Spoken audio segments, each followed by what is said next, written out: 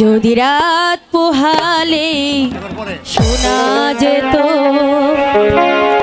বঙ্গবন্ধু মরে না, যদি রাজপথে আবার মিছিল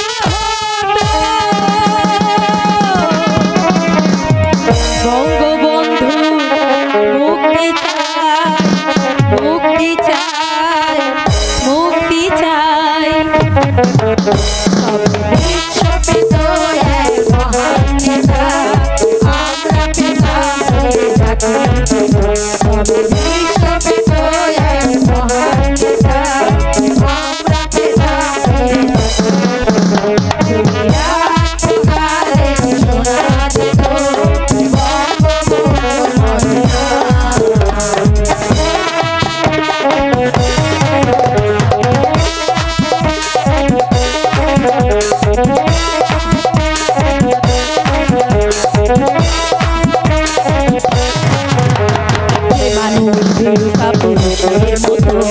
করেনি তো কখনো মাথা নত, যে মানুষ বিরূপা পুরুষের মতো করেনি তো কখনো মাথা নত, এনেছিল হায়নার কবল থেকে আমাদের প্রিয় স্বাধীনতা, স্বাধীনতা, স্বাধীনতা। তবে বিশ্ব পেত এক মহান নেতা, আমরা পেতাম ফিরে জাতির পিতা। তবে বিশ্ব পেত এক মহান নেতা, আমরা পেতাম ফিরে জাতির পিতা। যদি রাত পোহালে শোনা যেত বঙ্গবন্ধু মরে না।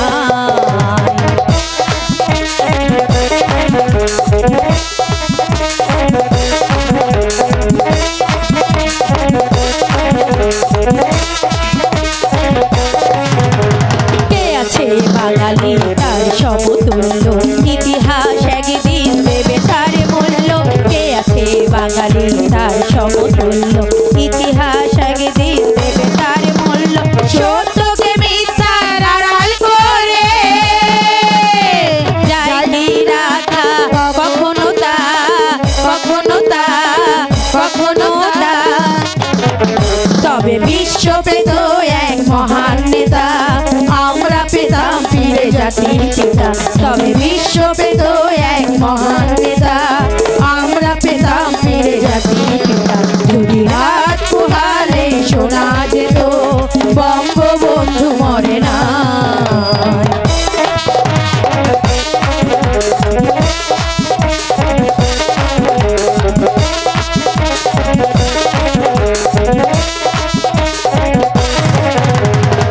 মানুষ বিরূপা পুরুষের মতো করেনি তো কখনো মাথা নত, যে মানুষ বিরূপা পুরুষের মতো করেনি তো কখনো মাথা নত, এনেছিল হায়নার কবল থেকে আমাদের প্রিয় স্বাধীনতা, স্বাধীনতা, স্বাধীনতা। তবে বিশ্ব পেত এক মহান নেতা, আমরা পেতাম ফিরে জাতির পিতা। তবে বিশ্ব পেত এক মহান নেতা, আমরা পেতাম ফিরে জাতির পিতা। যদি রাত পোহালে শোনা যেত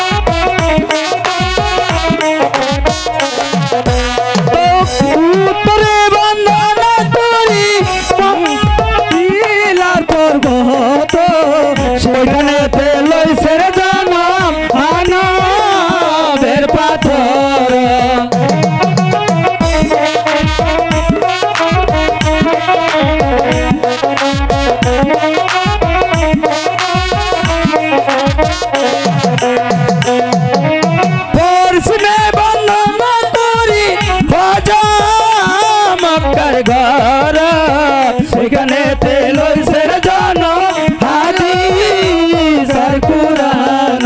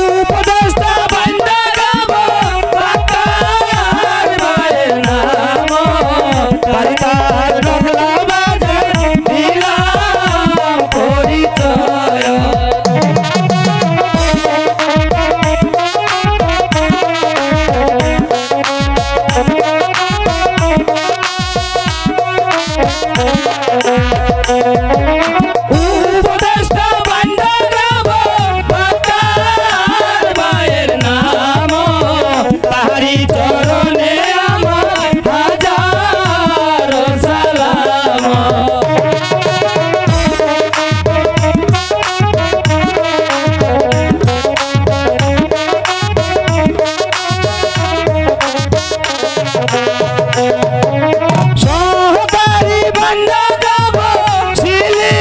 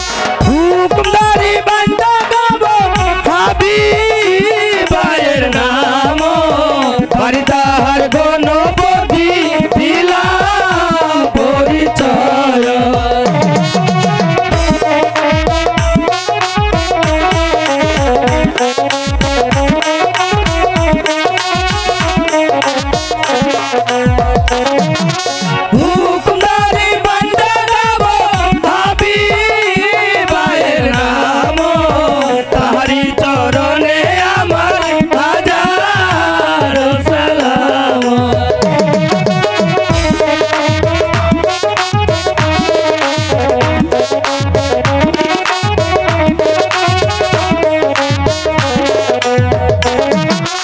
গানের মালিক বান্দা গাবো রবিউলের নাম, বাড়ি তাহার জালালপুরে দিলাম পরিচয়।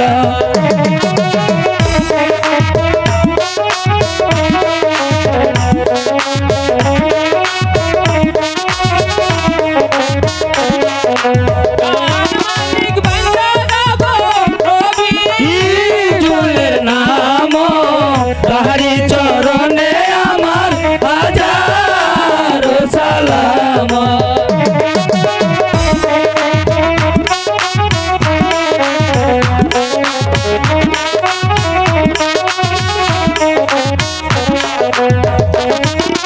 পরিচালক বান্দা গাবো মাসুদ ভাইয়ের নাম, বাড়ি তাহার বানে সতী দিলাম পরিচয়।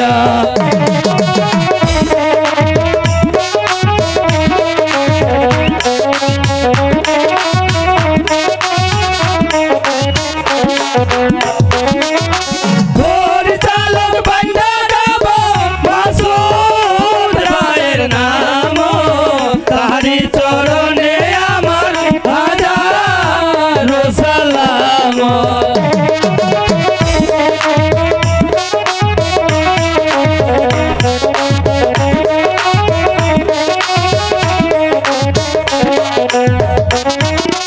সহকারী বান্দা গাবো নুরুল ভাইয়ের নাম, বাড়ি তাহার জালালপুরে দিলাম পরিচয়।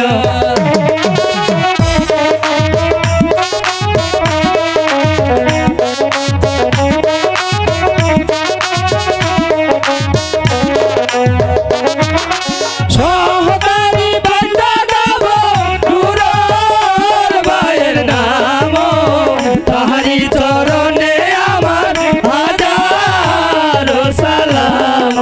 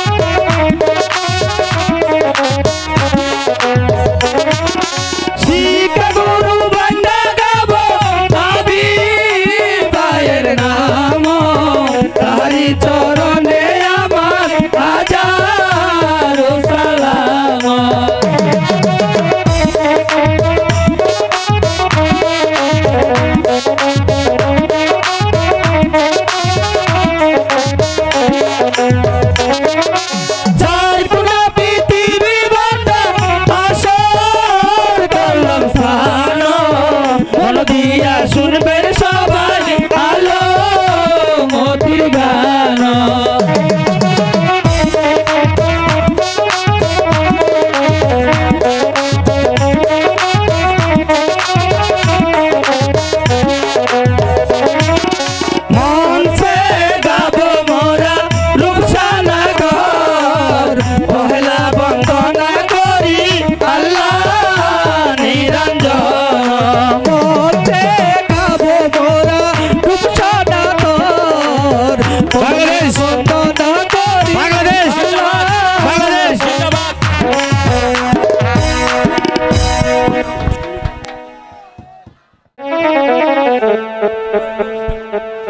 आज 3 दिन ধরে অনাহারে রেখেছো ঠাকুর মাথায় এক ফোঁটা তেল দিতে পারছি না পরিধানে নেই একখানা কাপড় একটি মাত্র মেয়ে আমি ওকে দুবেলা পেট ভরে খেতে দিতে পারিনি ঘুরে আবার ভক্তি পাড়ে চেয়ে আছে একটি মুঠো অন্ন পাবে বলে আমি সারাটা দিন মানুষের তারে তারে করিলাম কোথাও একটি মুঠো চাল পেলাম না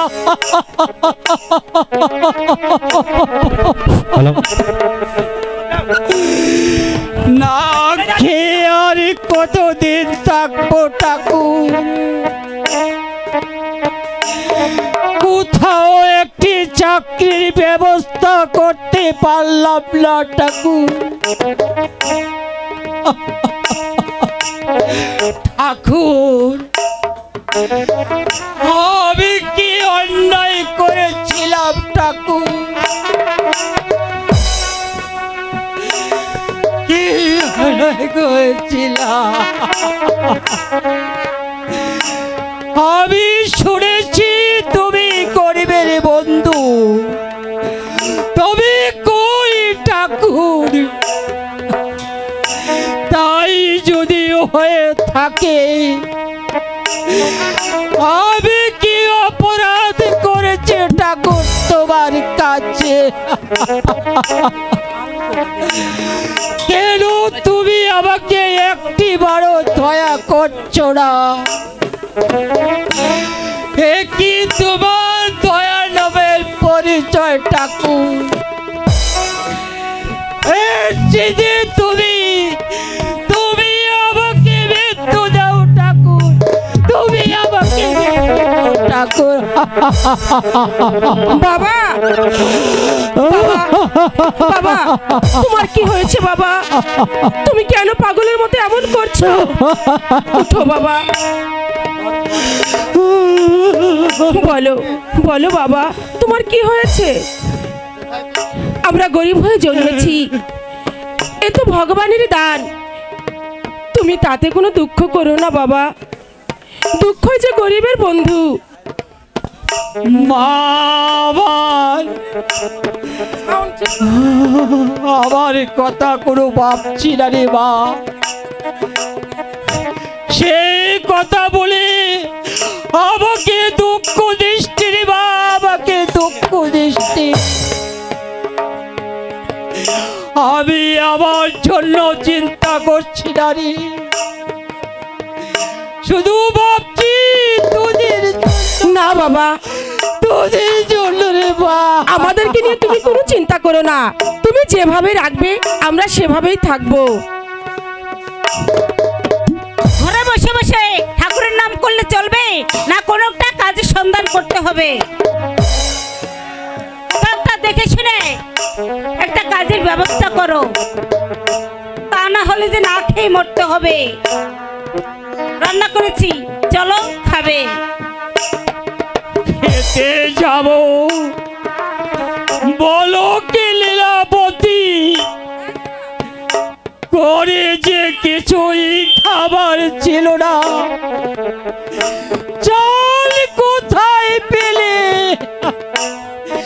কে তোমাকে চাল দিয়েছে লীলাবতী? আমি রাজবাড়িতে রানীমার কাছে গিয়েছিলাম।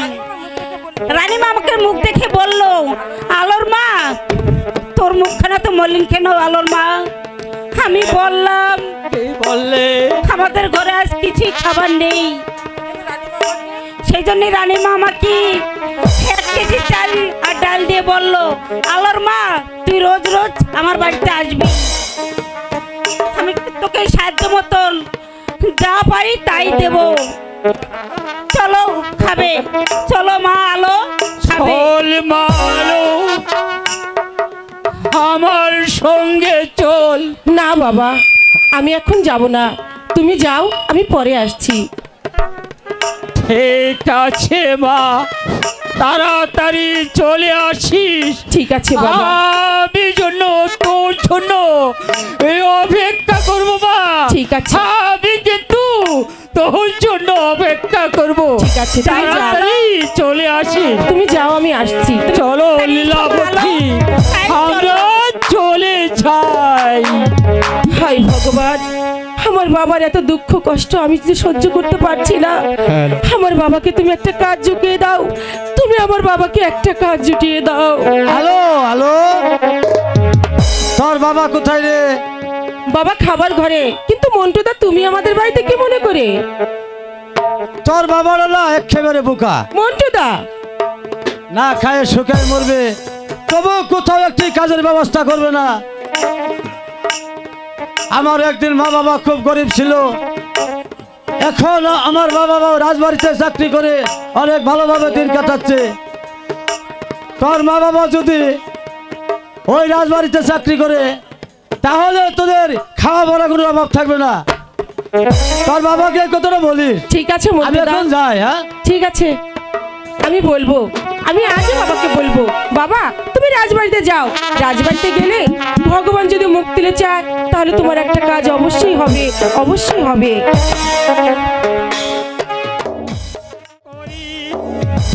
কোথায় যাই, কি করে যে সংসারটা চালাই? ঠাকুর, আর কতদিন না খেয়ে থাকতে হবে ঠাকুর? তুমি বলো ঠাকুর, তুমি বলো, আর কতদিন অনাহারে থাকতে হবে ঠাকুর? কত থাকতে হবে? বাবা, বাবা, তুমি আর কেঁদো না বাবা। জানো বাবা, আজ না মন্টুদা আমাদের বাড়িতে এসেছিল, সে বলে গেল, আলো, তোর বাবাকে রাজবাড়িতে যেতে বলিস, রাজবাড়িতে গেলে অবশ্যই একটা চাকরি হবে। বাবা, তুমি যাও না বাবা। তাই সাবরি মা,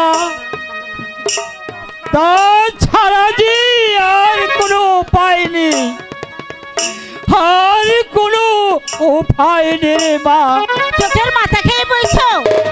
মা আলো দেখতে দেখতে বড় হয়ে গেছে, দেখে শুনে কোথাও একটা বিয়ের ব্যবস্থা করো, তারপর তুমি একটা চাকরির ব্যবস্থা করো। না খেয়ে আর কতদিন উপোস করে থাকবো? মেয়ের বিয়ে তো দিব, কিন্তু এত টাকা পয়সা কোথায় পাবো? টাকা ছাড়া যে কিচ্ছু হয় না লীলাবতী, কিচ্ছু হয় না। তাই আমি বলেছিলাম কি, ভাববো কি জানি ঘরে বসে বসে কোথাও একটা চাকরি খুঁজে দেখতে হবে। আমরা গরিব মানুষ, কবে কি ঘটে বসবে তার কোনো ঠিক নেই, তখন মেয়ে মরণ হবে, হ্যালো, তখন আমি মানুষের কথা শুনতে পারবো না। চলো লীলাবতী, তুমি আর আমি ওই রাজবাড়িতে একটা কাজের সন্ধান করে আসছি। দেখি কোথাও একটি চাকরির ব্যবস্থা করতে পারি কিনা। মালো যাব, কিন্তু মা আলোকে একেবারে রেখে কেমন করে যাব? মেয়ে এখন বিয়ের উপযুক্ত হয়েছে, সঙ্গে করে নিয়ে গেলে লোকে মন্দ বলবে। এখন মেয়েটাকে নিয়ে কি করি? মালো বলো বাবা। আমরা গরিব মানুষ, ওই ভগবান ছাড়া আমাদের যে আর কেউ নেই। তাই তোকে বলছি, তুই কোথাও যাসনি মা, খুব সাবধানে থাকিস মা। ঠিক আছে বাবা, খুব সাবধানে আমি থাকিস। কোথাও যাব না, তোমরা নিশ্চিন্তে যাও। এনে থাকো মা, আমরা রাজবাড়িতে যাই। ঠিক আছে তুমি মা। কোথাও যেও না মা। ঠিক আছে, তোমরা যাও। ঠাকুর, তুমি আমার আলু মাকে দেখে শুনে রেখো ঠাকুর, দেখে শুনে রেখো ঠাকুর। চলো লীলাপতি, আমরা রাজবাড়িতে যাই। চলো। হাই ভগবান, আমার বাবার মাকে তুমি একটা চাকরি জোগাড় করে দিও, তারা যেন ভালো মতন একটা চাকরি পায়। পিতা মাতা গেল আমার, চাকরির সন্ধানে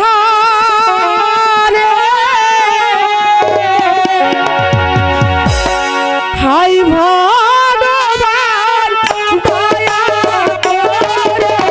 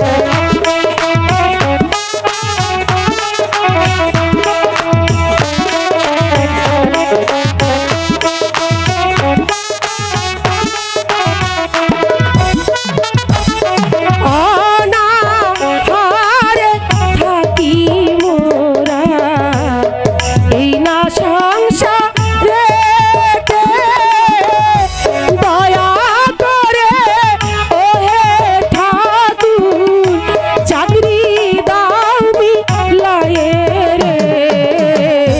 হাই ভগবান দয়া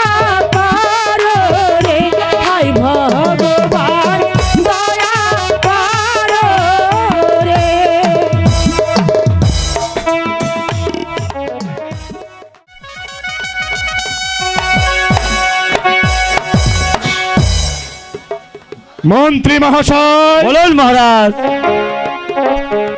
প্রেম কুমারের এখন লেখাপড়ার উপযুক্ত সময় হয়েছে, লেখাপড়া তাকে করাতে হবে। আমার মতে প্রেম কুমারকে লেখাপড়া সুশিক্ষায় শিক্ষিত করে গড়ে তোলা যে একান্ত প্রয়োজন। তাহাতে আপনার কি অভিমত? হ্যাঁ মহারাজ, আপনি যখন সম্মত আছেন তাতে আমার কোনো অসম্মতের কারণ নেই। তাহলে আর বিলম্ব না করে মাস্টার সাহেবকে এই প্রাসাদে পাঠিয়ে দিন। এই কে আছিস? মাস্টার সাহেবকে দরবারে পাঠিয়ে দে।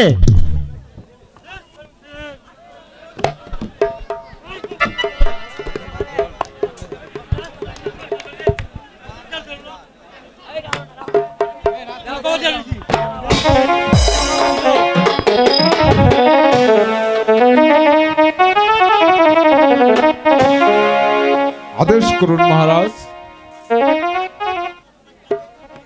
আমি আপনাকে এই জন্য আদেশ করেছি যে আমার পুত্র প্রেম কুমারকে আপনার স্কুলে আমি ভর্তি করতে চাই। আপনি প্রেম কুমারকে নিজের পুত্র মতো করে সুশিক্ষায় শিক্ষিত করে গড়ে তুলবেন, এতে যেন কোনো প্রকার ভুল না হয়। কুমার আমার স্কুলে পড়বে, এতে আমার পরম সৌভাগ্য মহারাজ।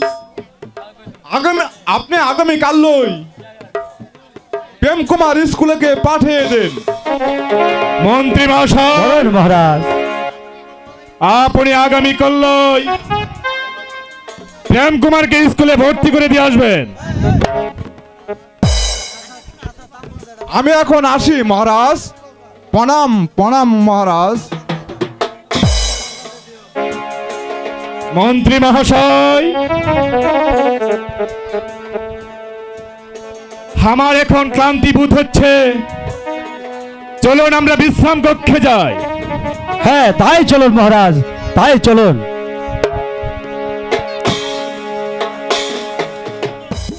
স্কুল পড়তে এলাম আমরা দুইটা ছাত্র,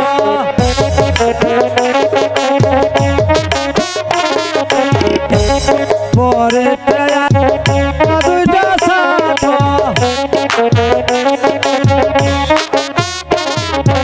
আয়ে বিয়ে পাস করিলাম বুদ্ধি রাখা মাস্টার, আয়ে বিয়ে পাস করিলাম বুদ্ধি রাখা মাস্টার, বাংলায় যেমন তেমন ইংরাজিতে বরষ্ট, বাংলায় যেমন তেমন ইংরাজিতে বরষ্ট,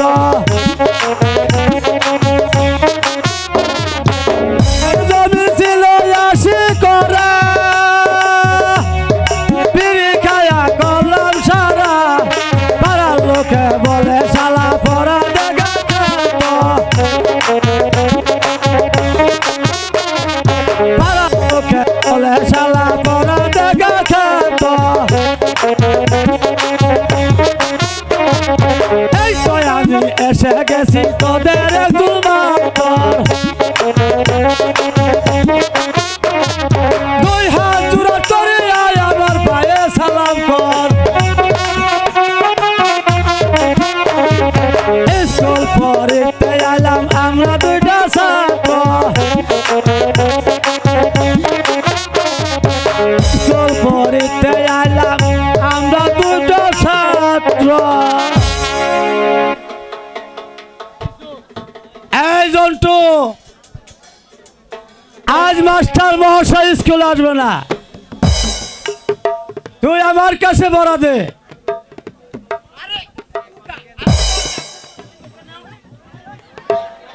এই দুষ্ট, এমন করছিস কেন? এই দুষ্ট, এই দুষ্ট, স্যার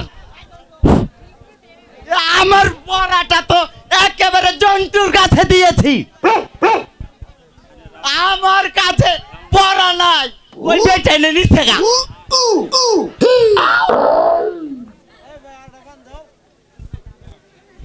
মাস্টার সাহেব স্কুলে আছেন? মাস্টার সাহেব আসুন আসুন মহারাজ, আসুন আসুন, গ্রহণ করুন।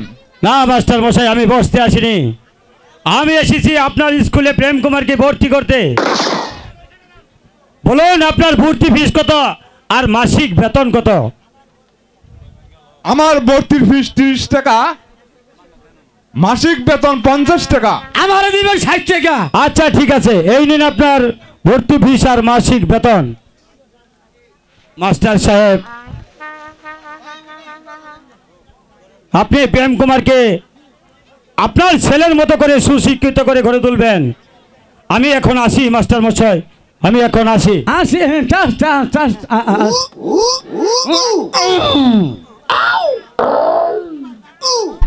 তোমার নাম কি বলো? স্যার, আমার নাম যুবরাজ প্রেম কুমার। বেশ ভালো নাম তোমার, ভালোভাবে লেখাপড়া করো। স্যার, আজ আমার যুবরাজ প্রেম কুমার স্কুলে ভর্তি হয়েছে, তাই আমরা স্যার একটু ছুটি চাই। ঠিক বলেছ। হ্যাঁ ঠিক বলতাম না, কি কোন কি সমস্যা? আজ তোমার সকলেই ছুটি। স্কুল পরে আমরা দুইটা ছাত্র,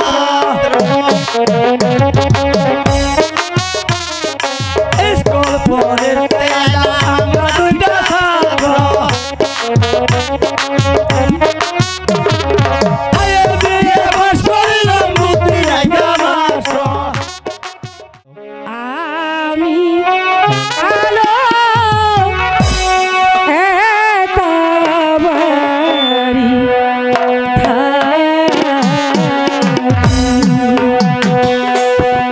ওরে আমি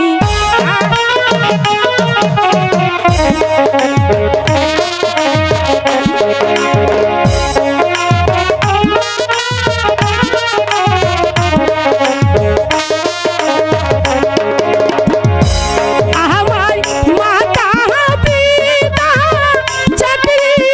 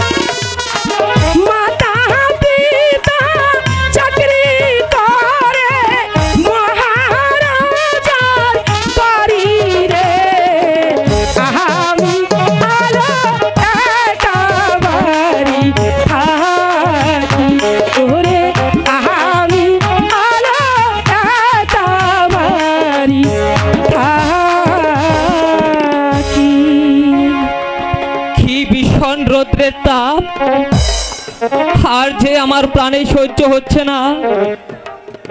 জল পিপাসায় আমার বুকটা ফেটে চৌচির হয়ে যাচ্ছে।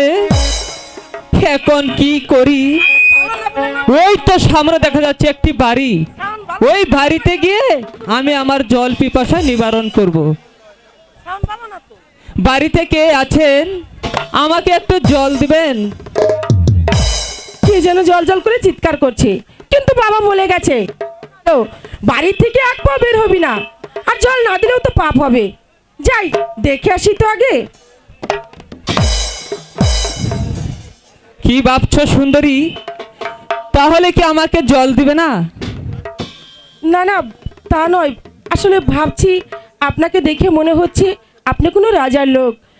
আপনারা জলপান করেন স্বর্ণের পাত্রে, আর আমরা দিন ভিখারি গরিব মানুষ, আমরা জলপান করি মাটির পাত্রে। তাই ভেবে পাচ্ছি না কোন পাত্রে যে আপনাকে জল দেই। কেন সুন্দরী, তোমরা যেই পাত্রে জল পান করো সেই পাত্রে আমাকে জল দাও। জল পিপাসায় আমার বুকটা ফেটে চৌচির হয়ে যাচ্ছে সুন্দরী, আর যে আমার প্রাণে সহ্য হচ্ছে না। ঠিক আছে, আপনি একটু অপেক্ষা করুন, আমি এক্ষুনি জল নিয়ে আসছি।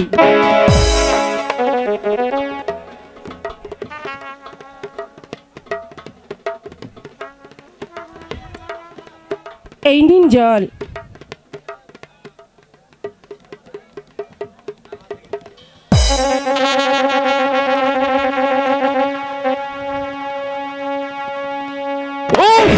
ভগবান, আমার ভাগ্যে কি জল নেই? কেন জল পড়ে গেল মাটিতে? তবে কি আমার ভাগ্যে জল নেই না ভগবান? না, জল থাকবে না কেন? আপনি আরেকটু অপেক্ষা করুন, আমি আবার জল নিয়ে আসছি। এই নিন জল। না সুন্দরী, আজ তোমার হাতে জল আমি পান করব না। কেন? আরেকদিন এসে তোমার হাতে জল পান করব। আমি এখন যাই সুন্দরী। দাঁড়ান, যাই বলতে নেই, বলুন আসি। আচ্ছা আচ্ছা সুন্দরী, এখন আমি আসি। বাহ, কি সুন্দর মেয়ে। কিন্তু জল খেলো না কেন? বলে গেলে তো যে আবার আলো! জল খেতে আসবে। আলো! এ মা, বাড়িতে আছি। হ্যাঁ বাবা, আমি তো বাড়িতেই আছি। এসো এসো এসো এসো। এ তোর মুখখানা তো মলিন দেখা যাচ্ছে কেন রে মা? না বাবা, কি হয়েছে তো? আমার কিছু হয়নি বাবা, তোমার আসতে বিলম্ব দেখে খুব হ্যাঁ। চিন্তা হচ্ছিল। মেয়ের কাছে বুদ্ধি প্রশ্ন করা হচ্ছে বুদ্ধি। যাও রাজবাড়ি থেকে বেতন নিয়ে আসো, না হলে না খেয়ে মরতে হবে। মা, আলো! বলো বাবা। আমি রাজবাড়ি হতে বেতনটা নিয়ে আসি, তুই আর তোর মা রান্নার কাজটা সেরে ফেলা। ঠিক আছে বাবা, তুমি যাও। চলো মা, আমরা কি রান্নার কাজ সারি। তাই চলো বাবা। চলো।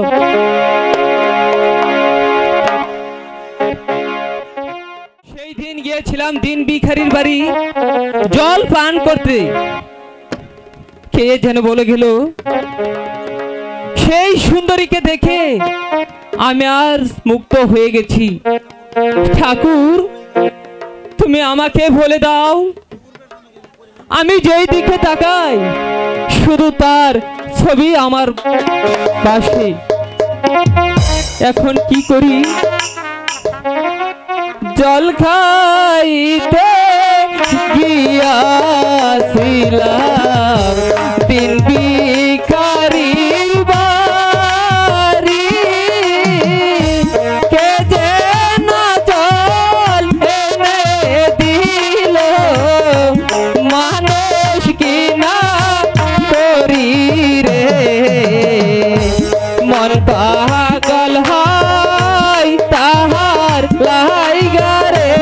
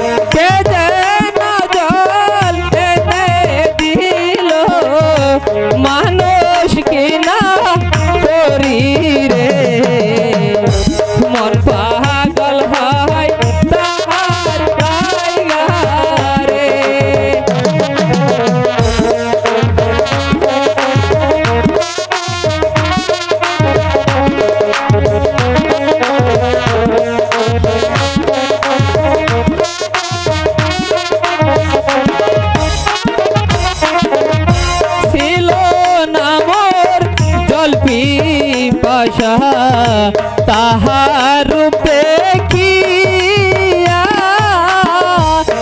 জানি কি দেবে হস্তের জল গেল প্রিয়া রে মন পাগল হয় তাহার লাইগা রে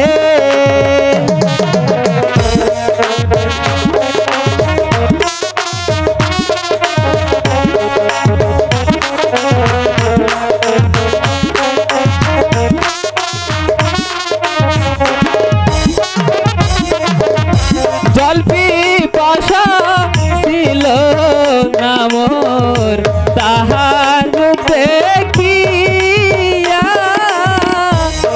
জানি কি বেবে হস্তের জল গেল প্রিয়া রে মন পাগল হয় তাহার লাইগা রে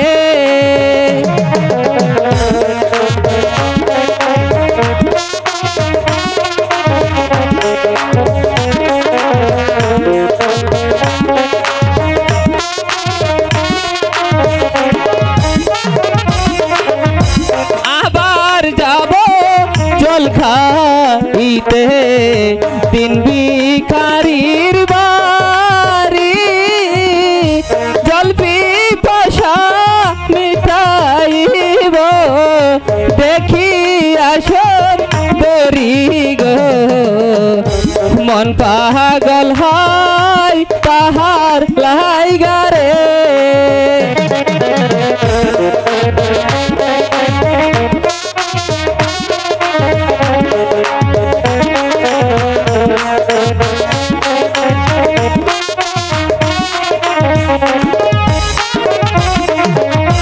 জল খাইতে আবার যাব দিন ভিখারির বাড়ি জল পিপাসা মিটাইব দেখি আসন দরি রে মন পাগল হয় তাহার লাইগা রে ঠাকুর আমি কি করব ঠাকুর আমি যে তার ছবি দেখে ভুলতে পারছি না ঠাকুর তুমি বলে দাও ঠাকুর তুমি বলে দাও